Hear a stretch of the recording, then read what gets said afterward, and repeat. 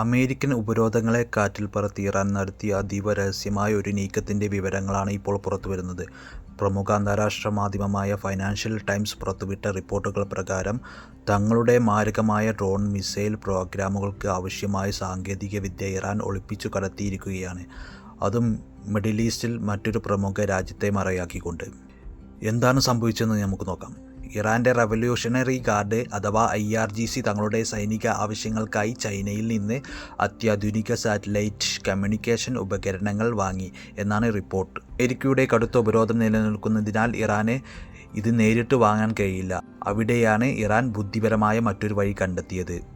നേരിട്ട് ഇറാനിലേക്ക് കൊണ്ടുവരുന്നതിന് പകരം UAE ആസ്ഥാനമായി പ്രവർത്തിക്കുന്ന ഒരു കമ്പനി വഴിയാണ് ഇറാൻ ഈ ഉപകരണം വാങ്ങിയത്. അവിടെ നിന്നാണ് കൗതുകകരമായ നീക്കം നടന്നത്. ഒരു ഇറാനിയൻ കപ്പലിലാണ് പിന്നീട് ഈ സാധനങ്ങൾ കയറ്റിയത്. അന്താരാഷ്ട്ര നിരീക്ഷണ ഏജൻസികളുടെ അമേരിക്കൻ ഇൻ്റലിജൻസിൻ്റെയും കണ്ണ് വെട്ടിക്കാൻ ഈ കപ്പൽ അതിൻ്റെ യഥാർത്ഥ GPS ലൊക്കേഷൻ വ്യാജമായി കാണിച്ചു. കപ്പൽ കടലിൽ എവിടെയാണെന്ന് ആർക്കും മനസ്സിലാക്കാൻ പറ്റാത്ത രീതിയിൽ ലൊക്കേഷൻ മാറ്റിമറിച്ചാണ് സുരക്ഷിതമായി ഇത് ഇറാനിൽ എത്തിച്ചത്.